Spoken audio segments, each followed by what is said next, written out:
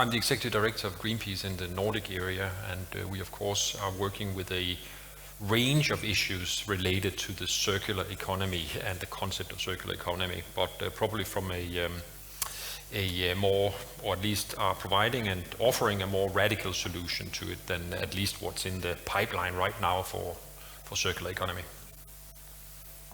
That's a good handover to you, Thomas. That is a good handover. Well, I'm Thomas Bach-Tillesen. I'm heading the Sustainability and Public Affairs Department at Vojtech, a Danish, sort of origin Danish company, today European, doing packaging, plastics, food packaging, and becoming an infrastructure part or an infrastructure player as well in regenerating plastics back into food packaging on a European basis.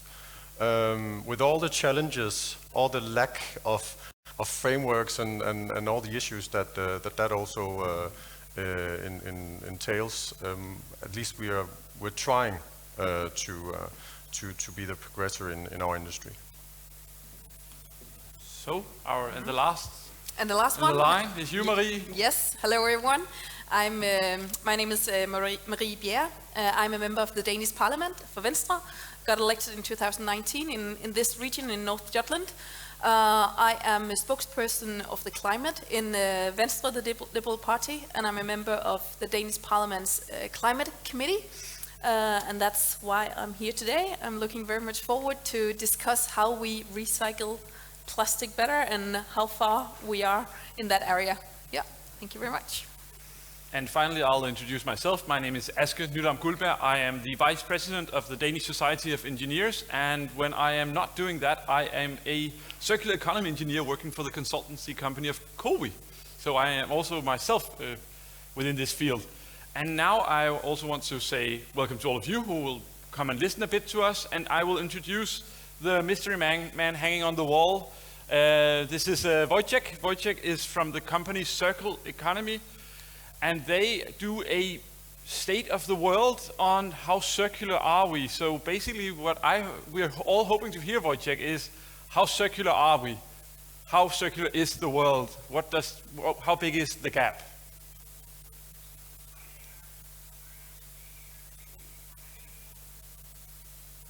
Just a second, Vojtech. We have very little sound on you here, so that's why we're being a bit quiet.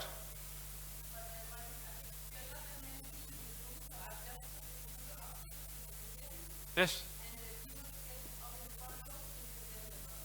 Yeah, so the technical issues, please those in the back rows, if we could kindly ask you to move to the front 3 rows.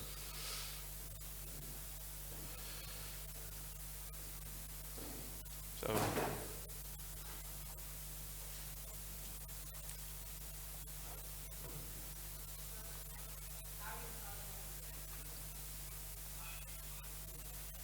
It's just 1 second so everybody sits down that we can have the enough quiet to hear it. So if everyone is calm, we will all listen to Vojtech now.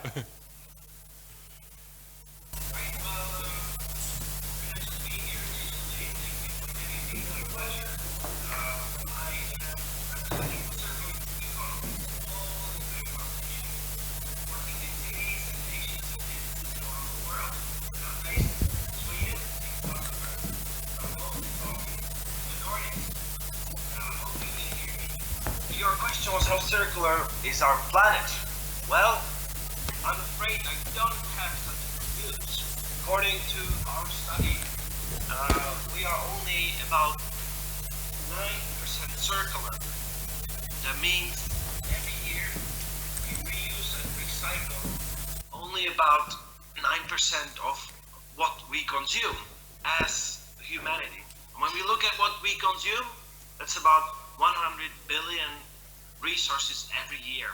This is what we have been looking at with our Global Circularity Gap Report every year together with World Economic Forum.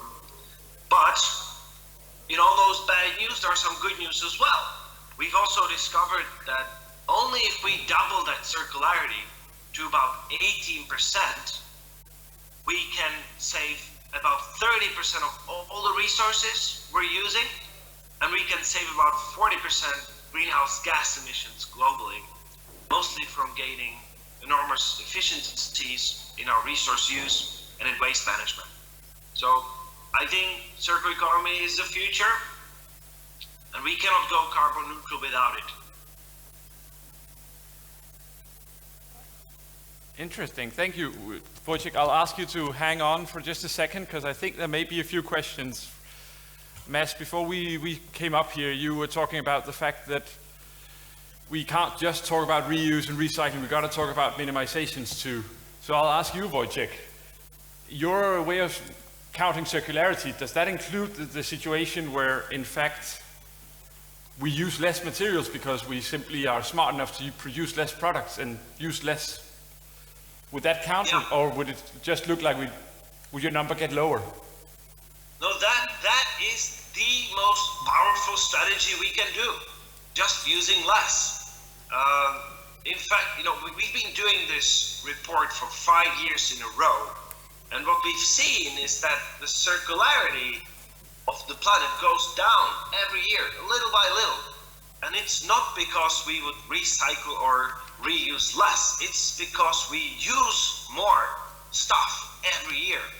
So the number one thing we should all be striving for is, to use less, consume less. Specifically, for example, in the construction sector, there can be vast resources saved if we, instead of demolishing and constructing new buildings, if we renovate, if we extend the life cycle of what's already out there.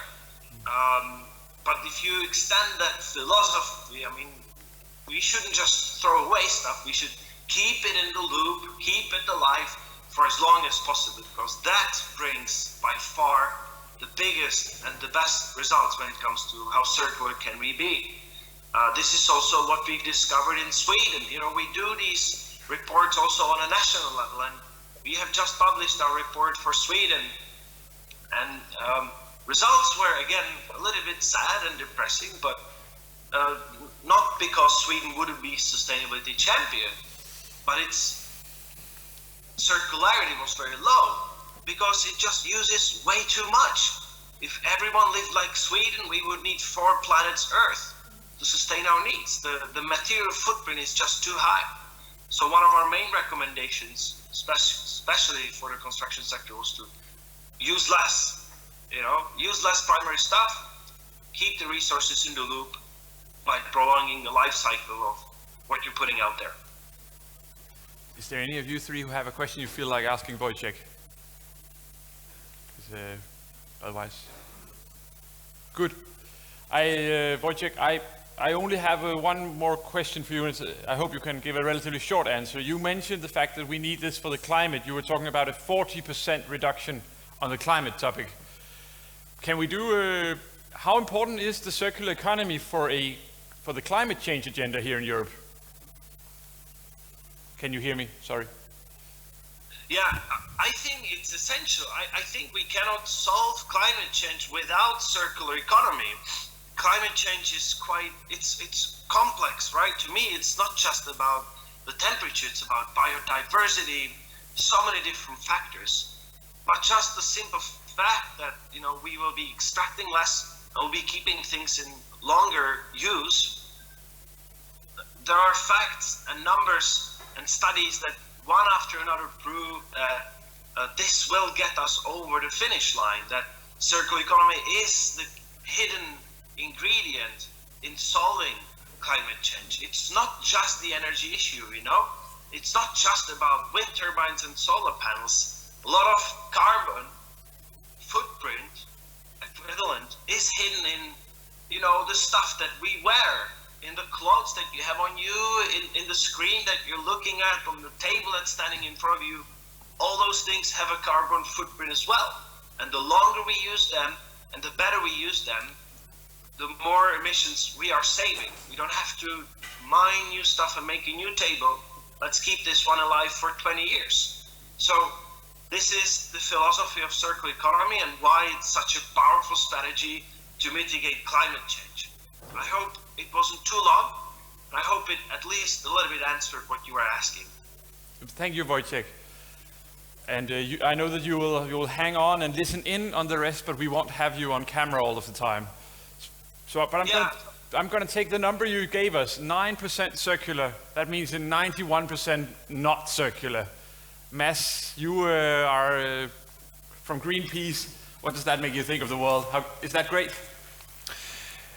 No, that's not impressive, right? In especially considering that we've been talking about circular economy and liked similar concepts for decades now, right? And that means that we're not even there where sort of the circularity of the economy and of the resources is keeping up with the economic growth and the growth of the use of materials, right? So that's a humongous problem, of course, and we have to ask ourselves, how can we accelerate and how can we escalate this?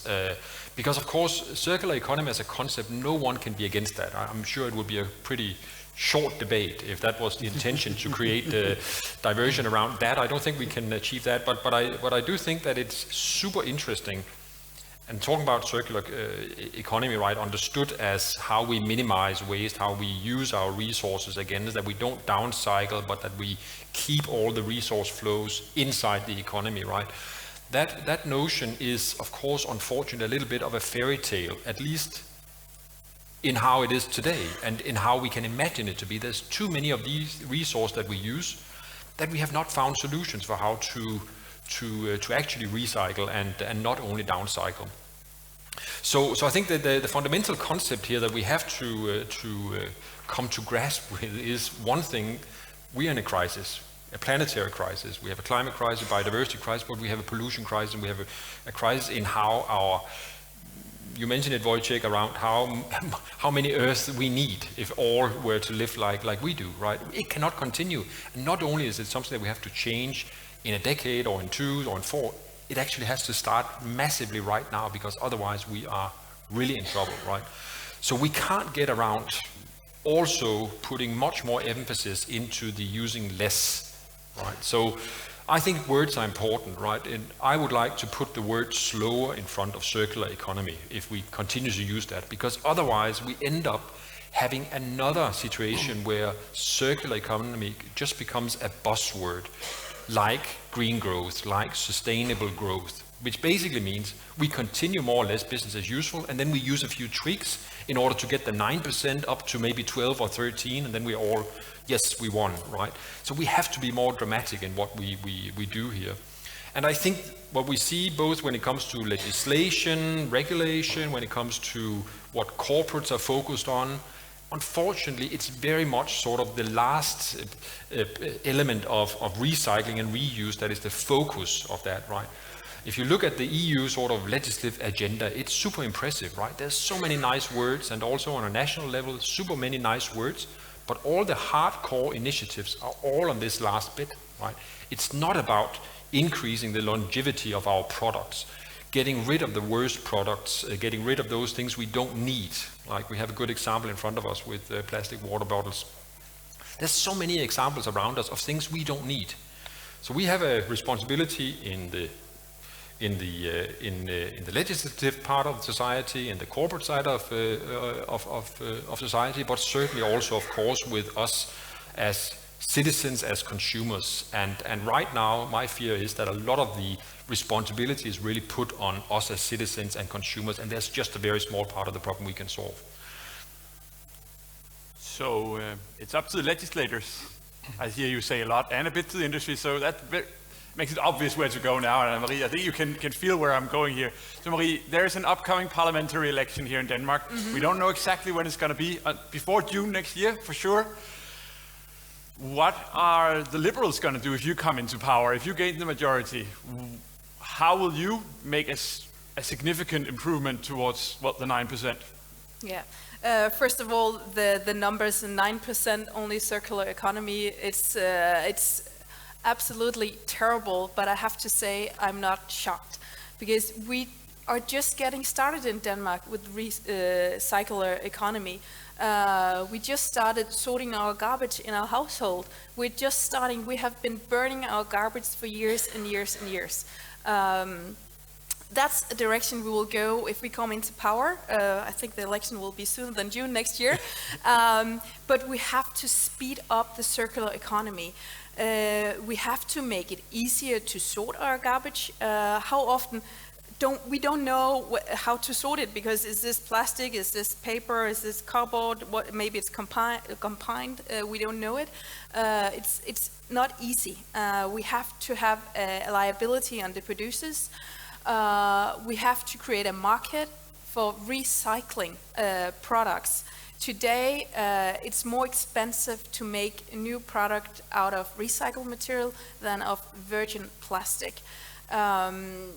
So we have to come up with a political system where it's cheaper to make new products out of recycled material, or to have products that contains less plastic, less packaging, and so on.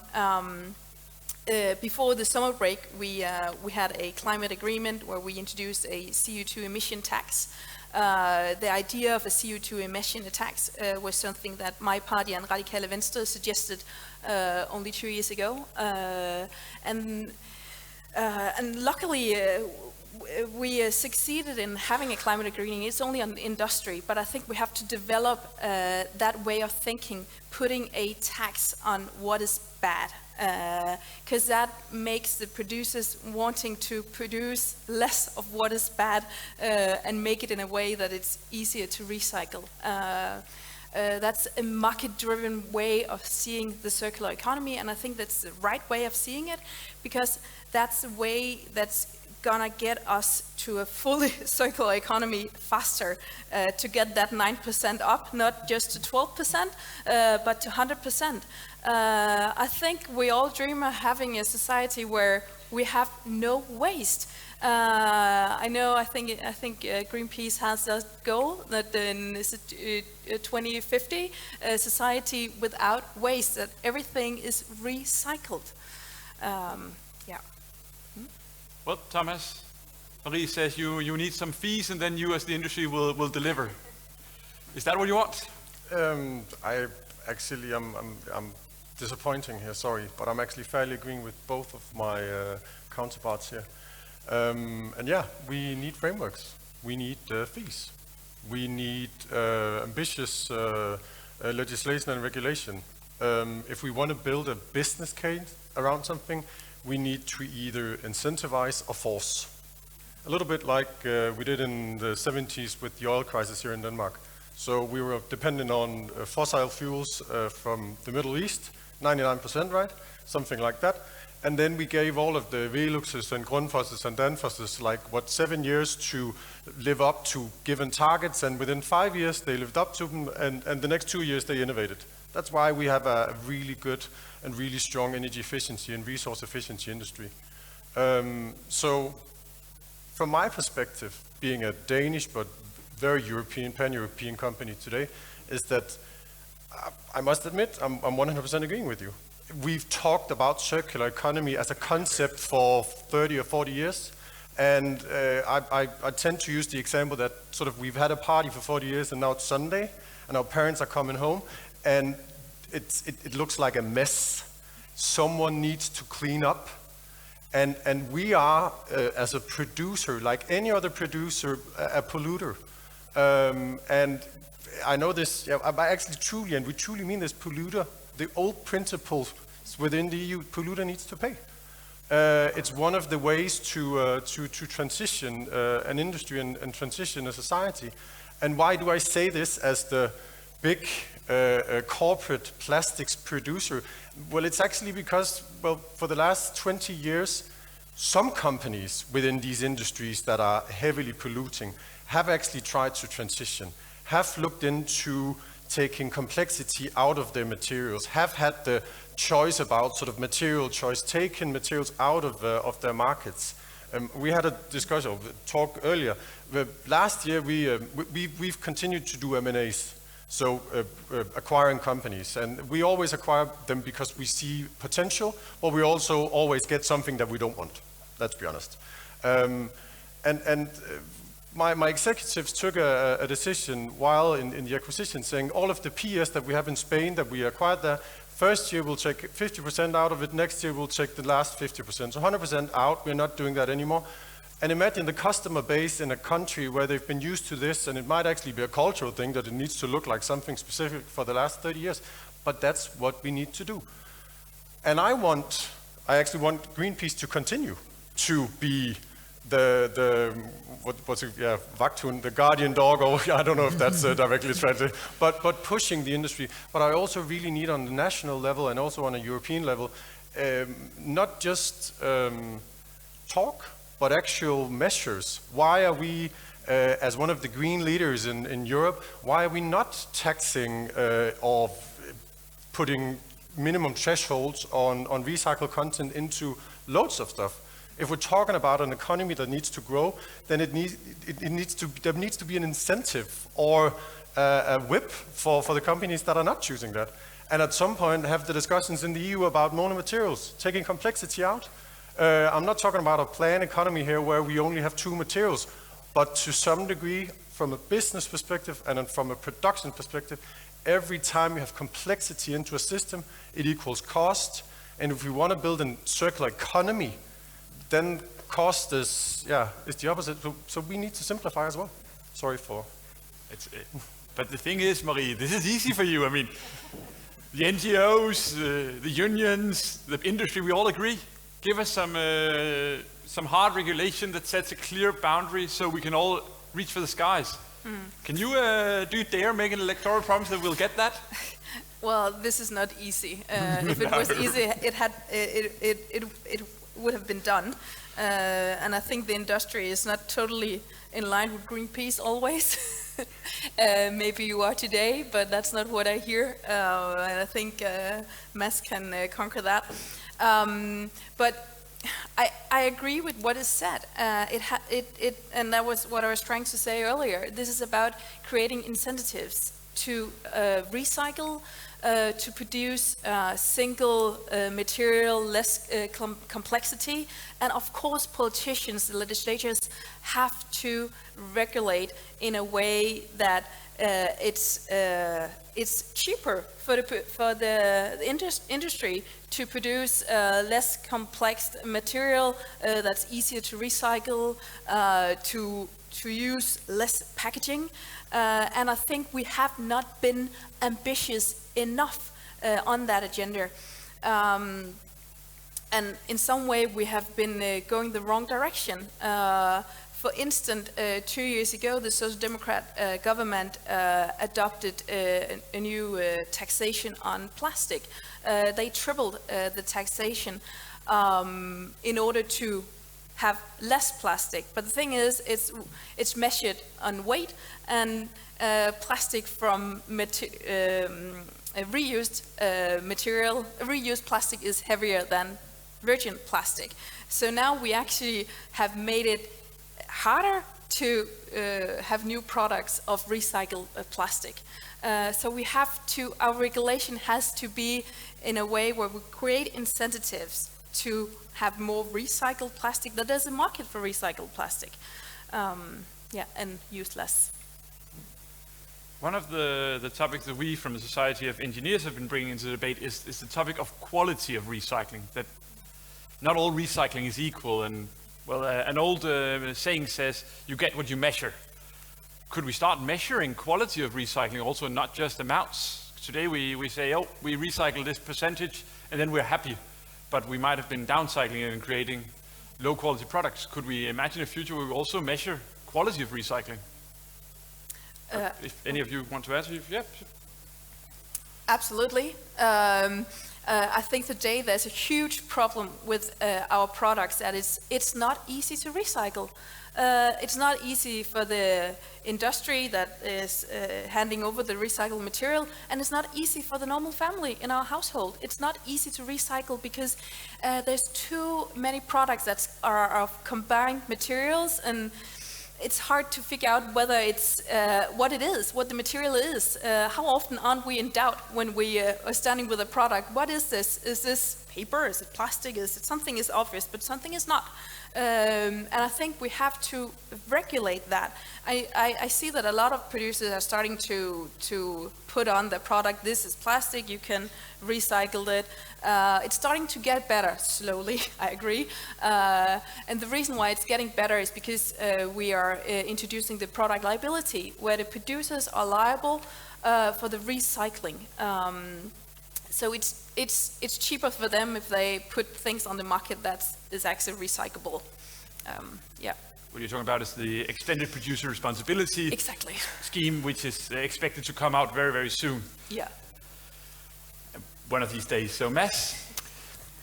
Yeah, I think that's all great. I mean, that's super important, and especially the one around extended producer responsibility. I mean, it's going to be very important. But again, I mean, we are very much having a debate around the end here, right? What happens after the product has been used, right? And I think we have to really be clear on, if we don't get the first part solved, then we will have trouble. I mean, it's still allowed now to produce a printer, like many of us have at home, right? That lasts and is produced to last for only a few years, right? Cannot be repaired, is thrown out, right? Theoretically, you could still take that printer and put it into a shredder and then divide the parts and then actually reuse it. It would all be circular, right? But if you don't get it right in the first place, then we will just use endless amount of input, and we will just have an economy that continues to, yes, perhaps increasingly go in circles, but go faster and faster and faster, right? And I think that's the problem we are facing right now.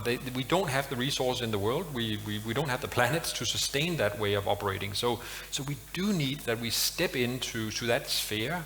Super uncomfortable, difficult, because it's about do we need to consume all the things we consume? Yeah. But it's certainly also a sphere where we want companies to ask themselves, is the product that I produce, is that needed, right? Is it making the world a better place, or is it just because there's a market for it, right?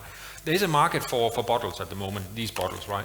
In a country like Denmark, absolutely not needed, right? You can go into a tap anywhere, and if there was rules around it that you should have fountains where you could refill your, I would say, would we get a worse world, a worse Denmark, if we abandoned these in Denmark, or even in Europe, right? Where it's very few places in Europe you can't drink the tap water, right? So we have to ask ourselves, what is it that we are not seeing, right, when it comes to taking these steps that also has to do with reducing the streams upfront?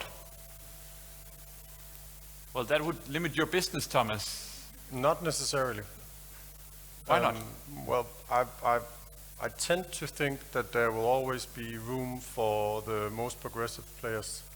And I also hear here, and I love being called the industry, but at least when I'm in Europe or around, or if I'm in Brussels in one of our branch organizations, I'm very not the industry. I'm the annoying, now bigger, a few years back smaller company trying to say, why are we doing this? Why are we doing design guides for something that is literally devaluating whatever value stream before we even start? We're that company at the moment. I know we're also a large plastic packaging company with all of the emphasis and stigma that's to that.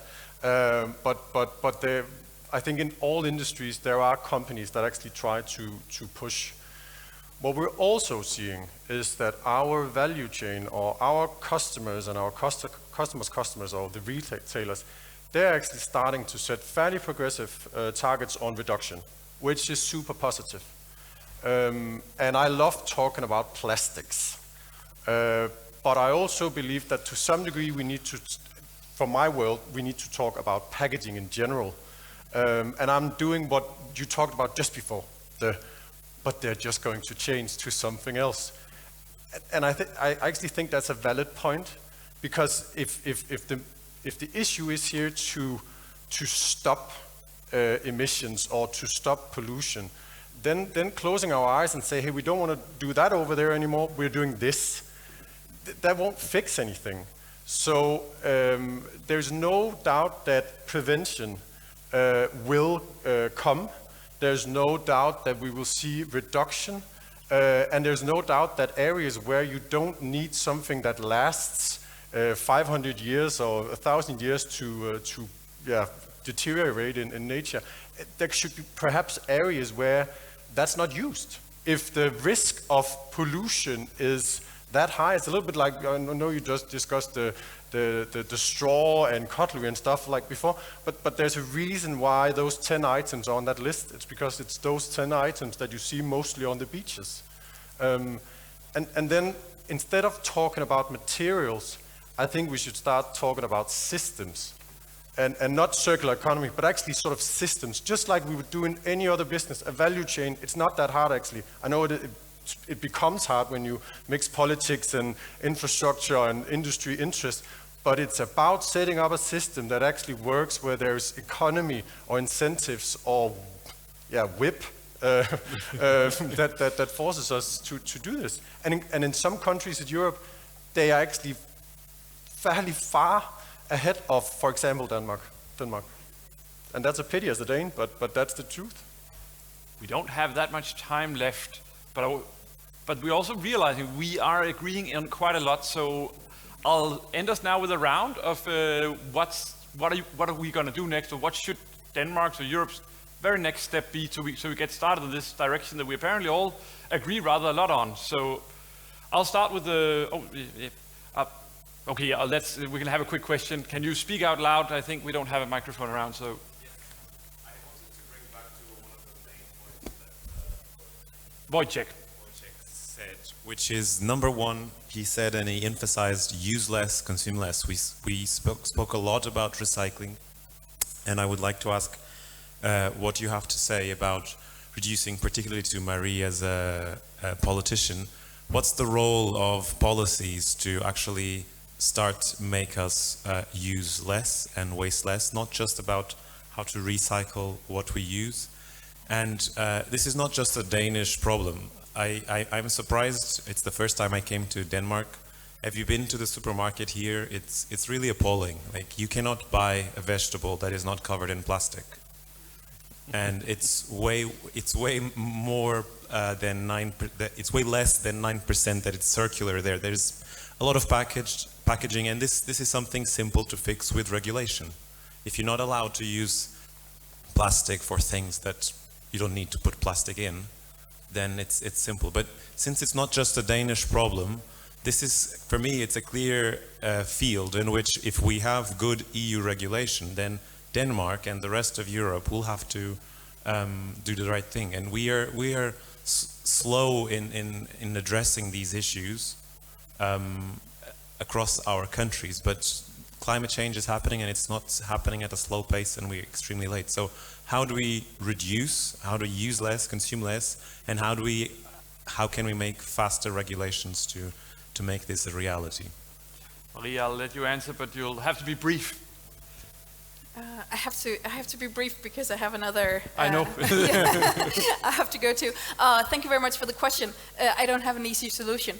First of all, we have to create more awareness that we are not the green front runner as we think we are.